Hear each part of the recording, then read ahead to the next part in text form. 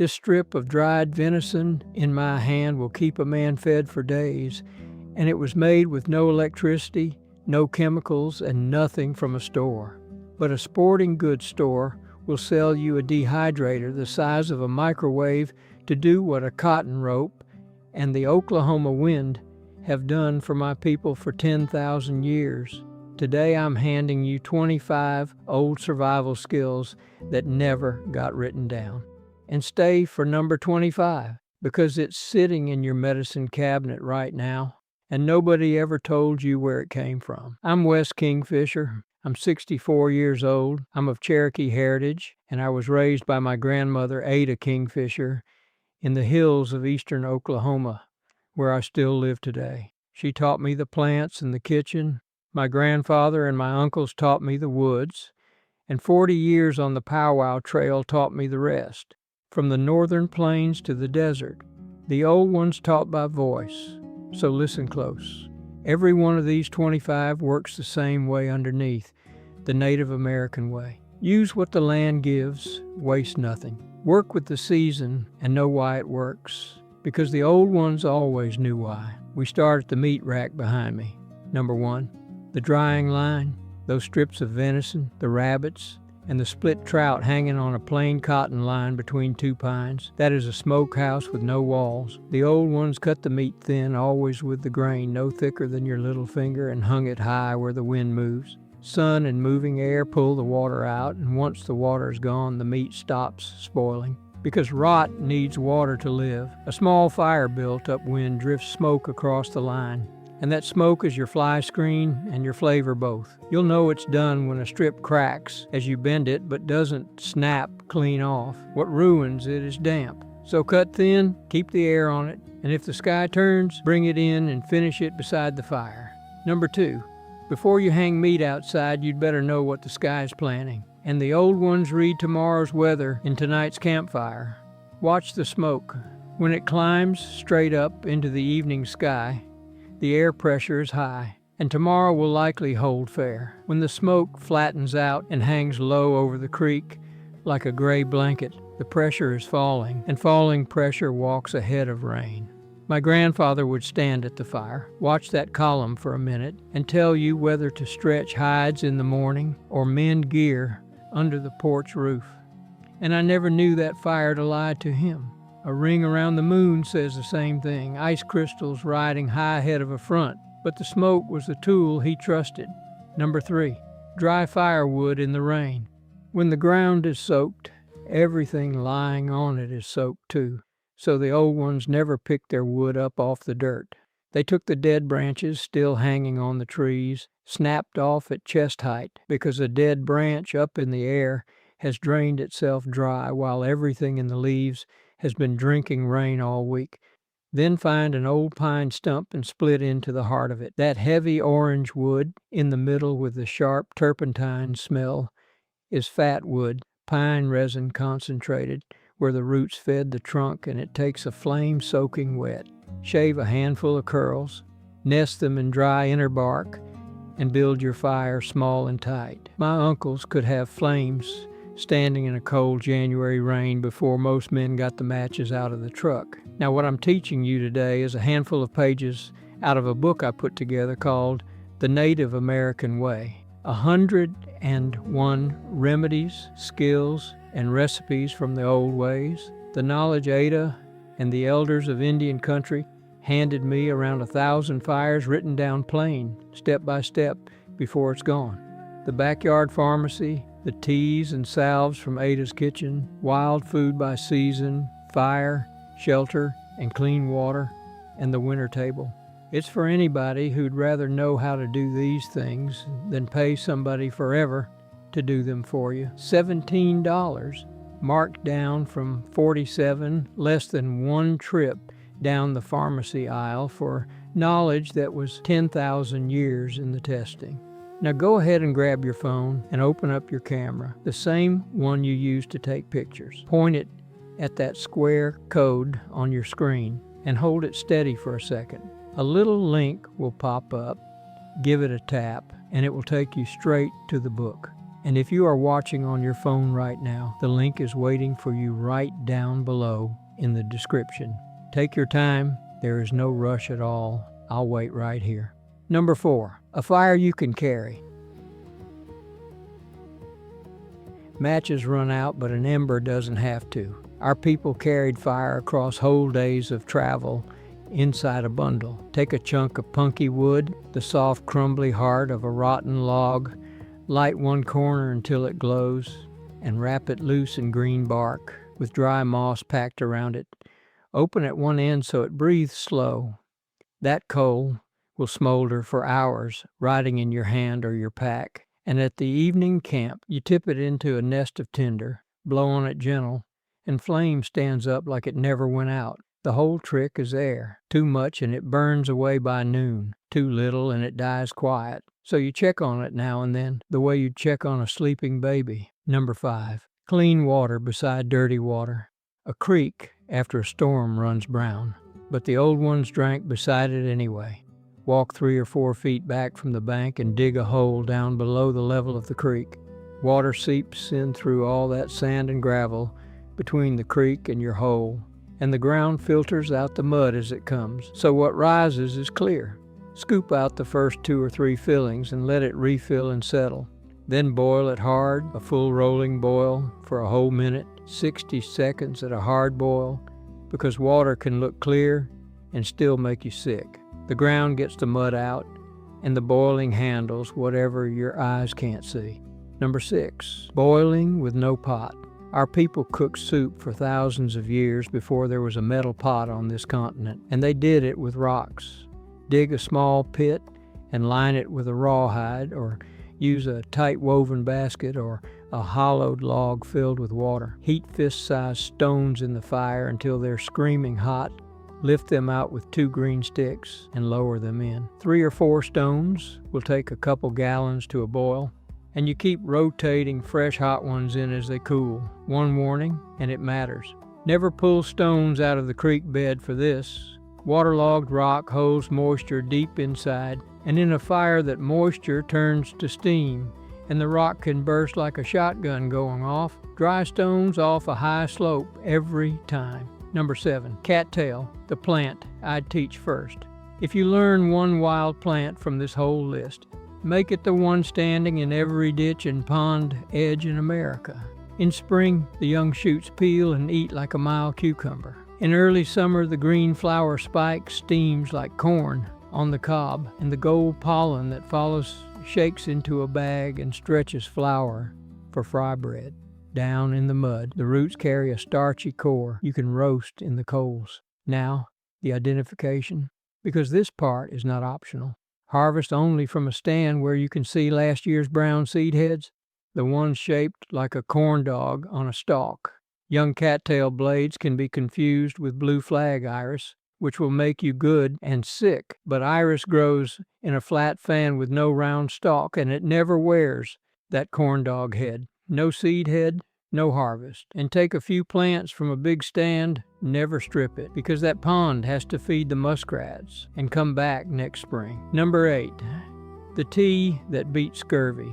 In the winter of 1535, a French crew under Jacques Cartier sat frozen into the St. Lawrence River, gums bleeding, teeth loosening, dying of scurvy a few hundred yards from shore.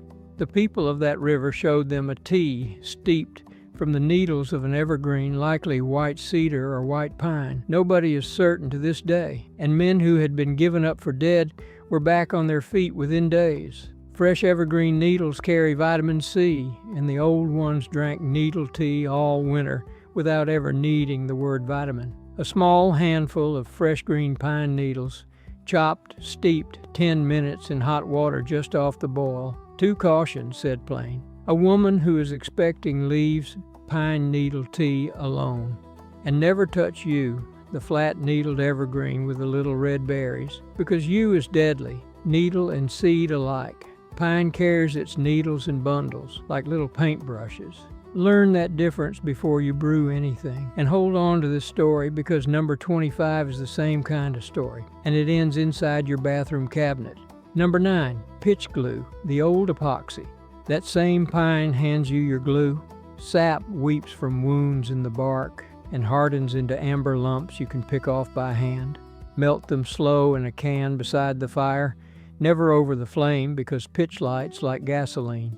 Stir in about a third as much fine charcoal, ground to powder, and a pinch of dry plant fiber or sawdust. The charcoal keeps it from going brittle, and the fiber gives it bones. While it's warm, it spreads like tar, and when it cools, it sets hard as glass. The old ones set arrowheads and knife blades with it, sealed the seams on bark containers and patched leaking canoes. I still carry a pitch stick in every pack I own for cracked handles and torn gear.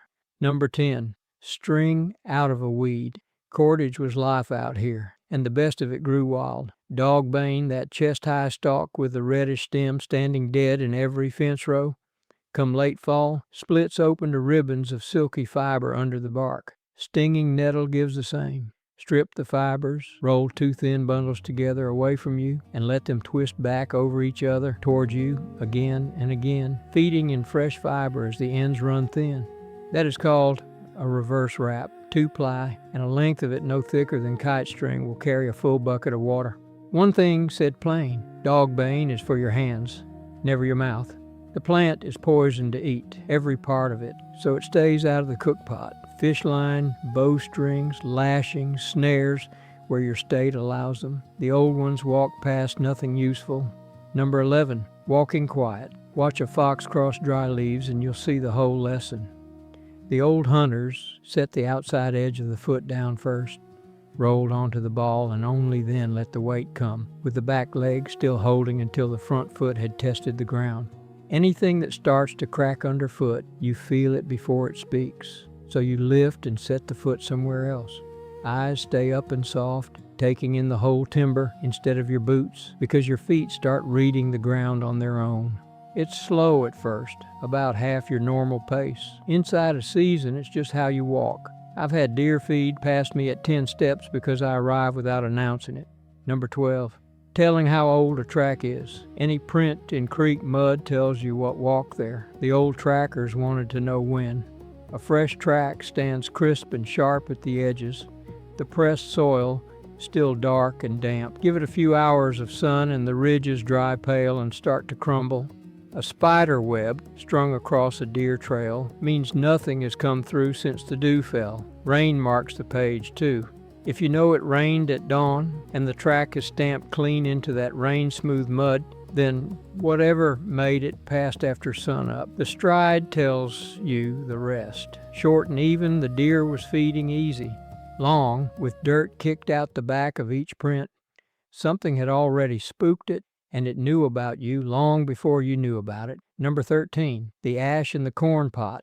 Now here's one the laboratories didn't catch up to until people started dying. The old ones never cooked dried corn, selu is our word for it, without first soaking it in water mixed with clean hardwood ashes.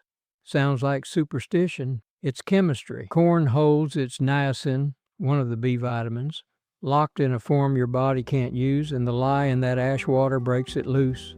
It softens the hulls and makes the whole kernel more nourishing besides. That's hominy, and that's why the ash mattered. Then in the early 1900s, the American South went all in on cheap cornmeal, milled fast, no ash, and a disease called pellagra tore through. Cracked skin, ruined stomachs, broken minds, about 100,000 Americans dead over the years until a government doctor named Joseph Goldberger proved the whole plague was the diet. The old kitchens never saw pellagra because Grandma's ash water had been the cure the entire time. 10,000 years of testing. That's the guarantee on this one. Number 14, parched corn, the original trail food. Dried kernels go into a dry clay pot or a bed of clean hot ashes and get stirred until they swell brown, and some of them split. A pouch of parched corn weighs next to nothing, keeps for months bone dry, and a handful, chewed slow with creek water, swells in your belly and carries you through an afternoon. Hunters crossed half this continent on pouches of it. I keep a jar of it in the truck to this day, and it beats anything in a wrapper at the gas station. Number 15, pemmican. Out on the plains, our people engineered the finest trail food ever made, and I'll stand on that. Lean meat buffalo then, venison now, dried hard the way I showed you at number 1, then pounded to fluff between 2 stones. You render fat slow until it runs clear. Pour it over the pounded meat, about half and half by weight. Work in a handful of dried choke cherries or blueberries if you have them, and pack it into bags while it's warm. The fat seals the meat away from air and damp, and air and damp are what rot rides in on. The fur trade bought pemmican by the ton because a sack of it would push a canoe brigade 1,000 miles. A piece the size of your fist will carry a working man through a hard day. Number 16, the cache. Once the food is made, you have to keep it. And the old ones had 2 answers, up or down. Up is a platform lashed between trees, 10 feet or better off the ground, out of reach of dogs, bears, and the neighbors' hogs, with the meat bundled in hide against the birds. Down is a pit dug into high, dry ground lined with bark and dry grass, food packed in, more bark over top, then earth mounded to shed the rain. A few feet down, the ground holds cool and steady through summer, a lot closer to your refrigerator than to the August air. Mark it so you can find it under snow. Check it when you pass, and never dig a cache where water gathers, because damp finds everything eventually. Number 17, supper in a clay shell. Here's a meal with no pan and no cleanup. Take a fish or a duck, guts out, scales or feathers left on. Work wet clay from the creek bank into a dough and wrap the whole thing 2 fingers thick, sealed tight. It goes straight into the coals. An hour or so for a duck, less for a trout, with more coals raked over the top. When you crack that hardened shell open, the feathers or the scales pull away. Stuck to the clay, the skin goes with them, and what's left is the cleanest, moistest meat you ever ate, steamed in its own juice, inside an oven you made in 1 minute and threw away. My grandmother did this with the little sun perch we caught out of the creek, and the smell of hot creek clay still means Saturday to me. Number 18, warm rocks in a cold bed. On winter nights, Ada never sent me to a cold bed. She set smooth stones near the wood stove through the evening, wrapped each one in a flour sack towel, and slid them under the quilt at my feet, and that bed stayed warm past midnight. Out in a camp, it's the same trick.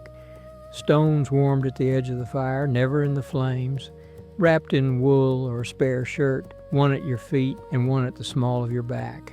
A rock's heat soaks out slow and steady for hours, which is exactly what a sleeping body wants. Same warning as the cookstones. Dry rocks only, warmed easy, always wrapped, because a stone that feels good through wool is still hot enough to burn bare skin while you sleep. Number 19. Get up off the ground.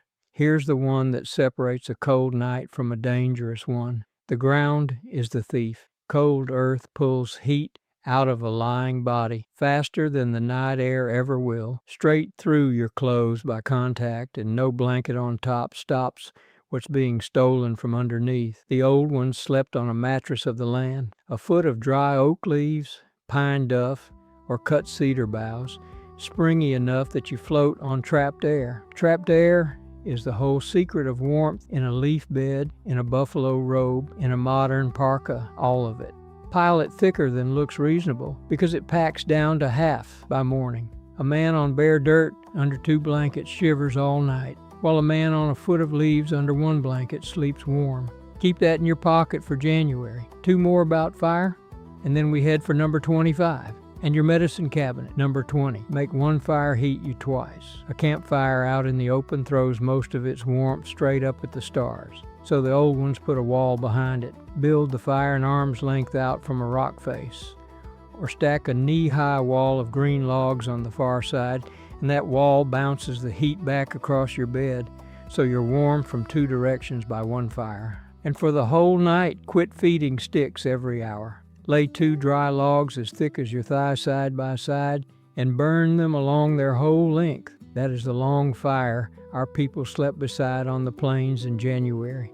It burns low, slow, and even until morning, and with a reflector behind it and that leaf bed from number 19 underneath you, a hard freeze becomes just another night. Number 21, Let the birds do your scouting. Every step you take in the timber gets reported, and the birds do the reporting.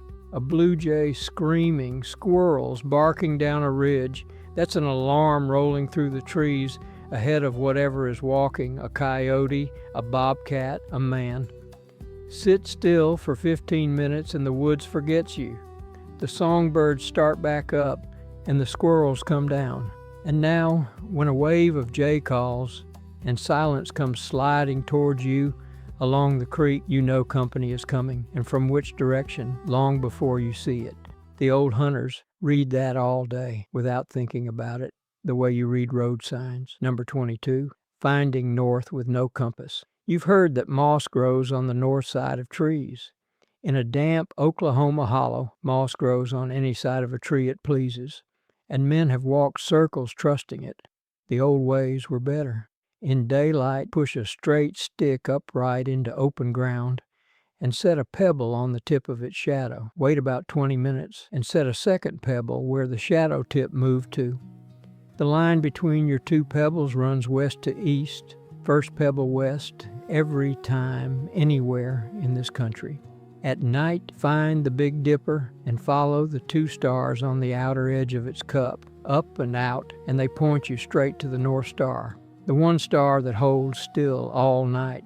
Travelers crossed whole territories on those two tricks and never owned a compass. Number 23, beating mosquitoes without a spray can. Long before the hardware store, the old camps beat the mosquitoes with smoke and with plants. Stand in the wood smoke and turn slow. Let it soak into your denim and wool, and the whining at your ears drops off for hours because mosquitoes hunt you by smell and the smoke buries yours. On the skin, crush the leaves of wild bergamot, bee balm, some folks call it, that ragged lavender flower smelling of oregano along every July roadside, and rub it on your neck and wrists. Yarrow leaves work too, the soft, feathery gray-green ones. But hear this before you ever pick yarrow. Poison hemlock grows in the same country, lacy leaves, white flower heads, and hemlock kills people. Hemlock's stem is smooth, hollow, and splotched with purple. Yarrow's leaf is a fine little feather on a tough stalk with no purple anywhere. Smooth, purple, blotched stem. You walk away and wash your hands. Number 24. The remedy in your driveway. Half of summer's small miseries meet their match in a weed growing through the crack in your sidewalk right now. Broadleaf plantain, not the banana. The little rosette of oval leaves with ribs running end to end, the ones that pull stringy like celery when you tear them slow. It's spread along settlers' footpaths so faithfully that native people in the East named it white man's footprint. The old use is simple. Bee sting, wasp sting, mosquito welts, nettle burn.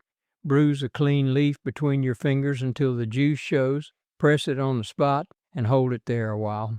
The sting eases and the swelling settles down, and any kid raised around my grandmother got a bruised plantain leaf pressed on a sting before the crying was even done. It grows where people walk, so it's nearly always within 30 steps of the trouble. Number 25, the one in your medicine cabinet. Every creek I've walked from these hills to the plains grows willow, the water-loving tree with long, narrow leaves like green knife blades and a bark so bitter it puckers your whole face. For as long as anybody's grandmother can remember, our people steeped that bitter bark into a tea for headaches, sore joints, fever heat, the everyday aches of a working life. Mine did it for me. A palmful of willow twigs simmered gentle whenever my head pounded from haying in the August sun. In 1763, an English parson named Edward Stone wrote the Royal Society in London that willow bark was easing fevers, and the chemists went hunting for the reason. The reason is salicin, the willow's own medicine. By the 1890s, chemists at the Bayer Company in Germany had tamed its rough edges in the laboratory, and in 1899 they sold the result to the world under a brand new name, aspirin. One of the most used medicines in all of human history is the willow's gift, with a label on it steeped on creek banks by my people and plenty of others for thousands of years before there was a company to bottle it. So, the next time somebody asks you whether the old ways actually work, point at the medicine cabinet. Willow tea is gentle, but it's real medicine all the same. So if you take medications, blood thinners especially, have a word with your doctor before you add anything new, same as you would with any pill. And that willow tea my grandmother poured is one page of what I wrote down in the Native American way. From the backyard pharmacy to the winter table, put down plain so it doesn't die with me. Now go ahead and grab your phone and open up your camera and point it at that square code on your screen and hold it steady for a second. A little link will pop up, give it a tap, and it will take you straight to the book. And if you are watching on your phone right now, the link is waiting for you right down below in the description. Now, if you enjoyed this video, you will enjoy the video right now, on screen even more. I can assure you on that. Click it right now, my friend.